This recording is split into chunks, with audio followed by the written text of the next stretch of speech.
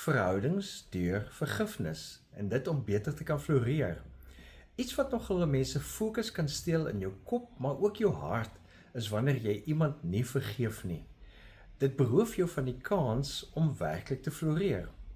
Ek het weer hieraan gedink toe ek onlangs iemand raakloop wat my te nagekom het en gemaak het asof dit niks was nie. En vir baie lank het ek 'n woede gehad teenoor die persoon se valsheid en die ongeëgtheid oor wat in my lewe plaasgevind het op grond van die persoon se gedrag en opmerkings en al dies meer. Hoewel ek geweet het ek moet vergewe om aan te gaan, is dit mos een ding om dit te weet en is 'n ander een om iets daaromtrent te doen.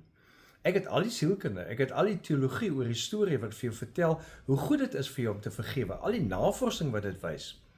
Maar dit is asof ek nie soos Jesus kon wees teenoor die persoon nie, tot op 'n dag.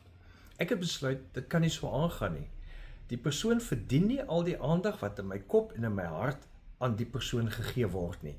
Bovendien het dit my kreatiwiteit en my durf om nuwe dinge aan te pak ook teruggehou. En toe het ek vergewe. Nie met my hart nie, eers met my kop. Want met my kop het ek 'n besluit geneem en gebid, Here, U weet hoe kwaad en teleurgesteld ek is. Uit myself kan ek nie vergewe nie. Maar ek sê dit nou hardop vir U, sodat U my lewe kan regtrek deur die Heilige Gees en my hart ook in lyn daarmee kan bring. Ek vergeef, en toe noem ek die persoon se naam. En met eens het ek vry gevoel. Versigtig vir die persoon, want 'n mens vertrou nie weer so maklik die persoon nie. Maar gemaklik dat die persoon nie meer so 'n invloed in my lewe, in my kop, in my hart het nie.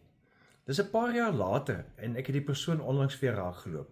Ons gesels 'n oomblik. Ek besef weer, ek is vry. Daar's nie meer gevoel van kwaad of onreg voel of seer voel nie.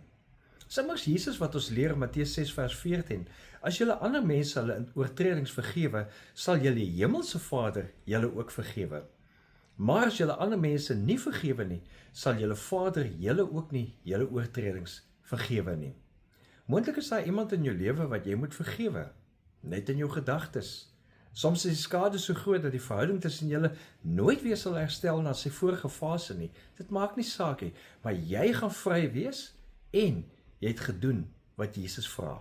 Lief geïnspireerd.